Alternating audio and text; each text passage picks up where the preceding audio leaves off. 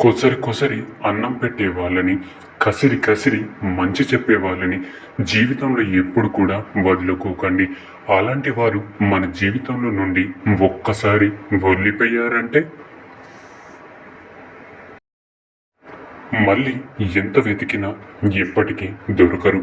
నిజానికి వాళ్ళే అసలైన మనవాళ్ళు, గుర్తుంచుకోండి. మనకు ఇష్టమైన వాళ్ళు మన మీద కాస్త నిర్లక్ష్యం చూపినా, నువ్వు మారిపోయావు, నన్ను మర్చిపోయావు, దూరం పెట్టేస్తున్నావు, నాకు విలువ ఇవ్వడం లేదంటూ అడుగుతాం. అరుస్తాం, అనుమానిస్తాం, అవమానిస్తాం, బాధ పెడతాం.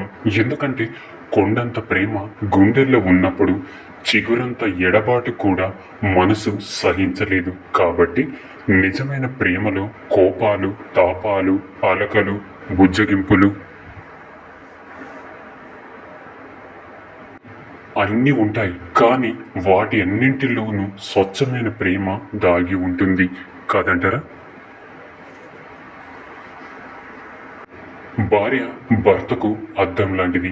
భర్త నవ్వితే భార్య కూడా నవ్వుతుంది. భర్త ఏడిస్తే భార్య కూడా ఏడుస్తుంది. భార్యని తిట్టినా తిరిగి తిట్టలేదు, కొట్టినా తిరిగి కొట్టలేదు. భర్త కోపతాపాలకు భార్య హృదయం అనే అద్దం పగిలిపోతుంది. భార్యను బానిసలా చూడకండి, అమ్మలా ఆదరించండి. అర్థమైందనుకుంటా. మిమ్మల్ని ఎక్కువగా ప్రేమించేవారు తెలిపే 3 ముఖ్యమైన సంకేతాలు. మొదటిది, మీకు సంబంధించిన ప్రతి చిన్న విషయాన్ని కూడా వారు చాలా వ్యక్తిగతంగా మనసుకు తీసుకుంటారు. ఇక రెండవది,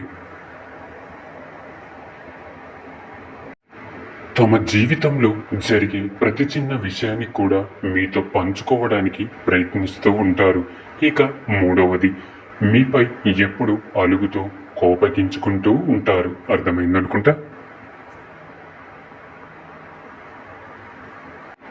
మనం పడేసింది తింటుంది కాబట్టి కుక్కని చులకనగా చూస్తాం. అదే సింహం అంటే భయపడతాం.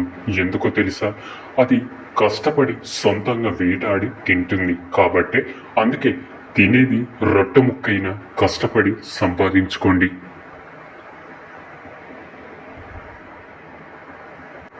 పరమాన్నం కోసం ఒకడి ముందు ఎప్పుడు కూడా చెయ్యి చాచకండి. వ్యక్తిత్వం దిగజారిపోతుంది. అర్థమైందనుకుంటా. అద్దం మన ముఖంలో మరకని చూపిస్తే ఆ మరకని తుడుచుకుంటాం, కానీ అద్దాన్ని పగలగొట్టాం కదా. అలాగే ఎవరైనా మనలోని లోపాన్ని చూపిస్తే దాన్ని సరిదిద్దుకోవాలే కానీ వారిపై తిరిగి కోపాన్ని చూపించకూడదు. భార్యాభర్తల అనుబంధం కంటికి చేతికి ఉండే సంబంధంలో ఉండాలి. చేతికి దెబ్బ తగిలితే కన్ను తడవాలి, కన్ను ఏడిస్తే చెయ్యి తొడవాలి. అర్థమైందనుకుంటా.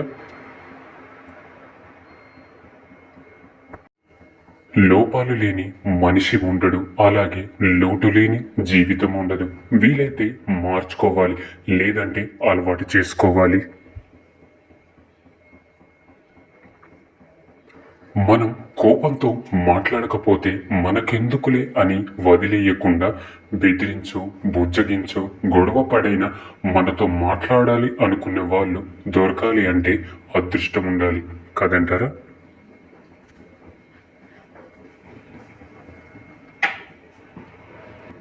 ఎవరైనా కూడా మొదటి తప్పు దగ్గరే ఆపివేయాలి. ఒక్కసారి బట్టలు మాసిపోతే మనిషి ఎక్కడ కూర్చోడానికైనా సిద్ధపడతాడు. అర్థమైందనుకుంటా. పరాయి వల్ల వ్యామోహంలో పడి మీ సంసారాన్ని నాశనం చేసుకోవద్దు. ఒక్కసారి చేజారిన జీవితం ఎంత బాధపడినా తిరిగి రాదు. గుర్తుంచుకోండి.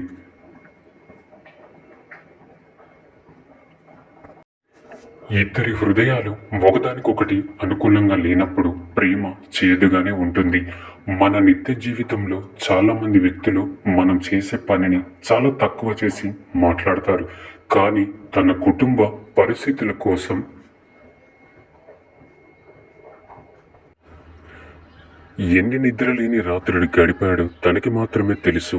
మనం చేసే పని చిన్నదైనా పెద్దదైనా మన జీవన శైలిని మార్చేది ఏదైనా సరే గొప్పదే. అర్థమైందనుకుంటా. అబద్ధం చెప్పి చూడు, అప్పటికి సమస్య తీరుస్తుంది. అదే నిజం చెప్పి చూడు, పూర్తిగా సమస్య లేకుండా చేస్తుంది. అర్థమైందనుకుంటా. శరీరం అలసిపోతే నా వల్ల కాదు అనిపిస్తుంది. అది మనసు అలసిపోతే నా వాళ్ళు కాదు అనిపిస్తుంది. కాదంటారా?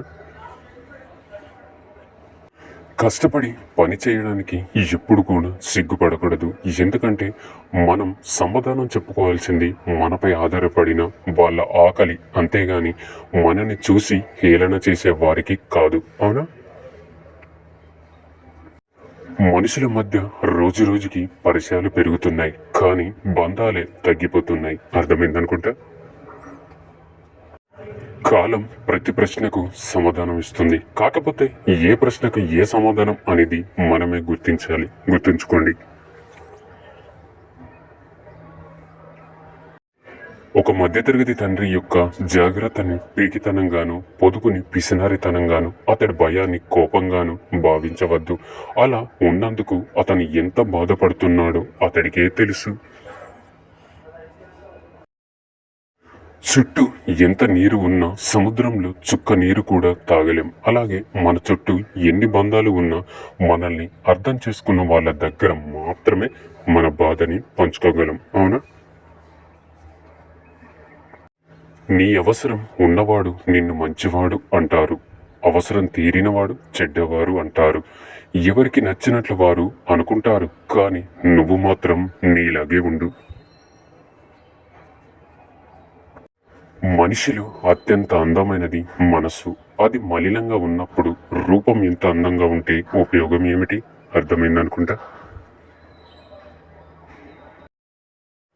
మనుషుల్ని ప్రశాంతంగా ఉంచగలిగేవి రెండు. ఒకటి మౌనం, మరొకటి క్షమాపణ. కాదంటారా? మనిషి అన్నవాడు కష్టాలకు దూరంగా ఉండాలి అనుకుంటాడు, కానీ మంచి మనసు ఉన్నవాడు కష్టాల్లో ఉన్నవారికి తోడుగా ఉండాలి అనుకుంటాడు. అవునా? మనందరికీ నిజాలే కావాలి, కాకపోతే వాటిని స్వీకరించే మనుషులు మాత్రం ఈ ప్రపంచంలోనే లేరు. అవునా? మనిషి మారిపోయిన విషయాన్ని వేరెవరు చెప్పనవసరం లేదు, వాళ్ళ మాట తీరులోనే తెలిసిపోతుంది. కాదంటారా? పేదరికంలో పుట్టిన వారు ఎత్తుకు తగ్గ బరువు ఉండకపోవచ్చు, కానీ వయసుకు మించిన బాధ్యతలు మోస్తూ ఉంటాడు. జీవితం అంటే మనం నడిచే దారి వంటిది. మనతో నడిచేవారు ఉంటారే తప్ప మన బదులుగా నడిచేవారు ఉండరు.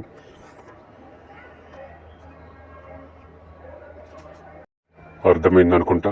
బంధం మనిషికి భరోసాగా ఉండాలి తప్ప అవసరానికి వాడుకునేదిగా ఉండకూడదు. గుర్తుంచుకోండి. ఉన్నప్పుడు విలువ తెలుసుకోకపోతే వెళ్ళిపోయాక వెతుక్కోవాల్సి వస్తుంది. అది మనిషైనా వస్తువునైనా. గుర్తుంచుకోండి. కూర్చొని మాట్లాడుకుంటే తీరిపోయే సమస్యలను మౌనంగా ఉంటూ వాటిని పెద్దవి చేసుకోకండి.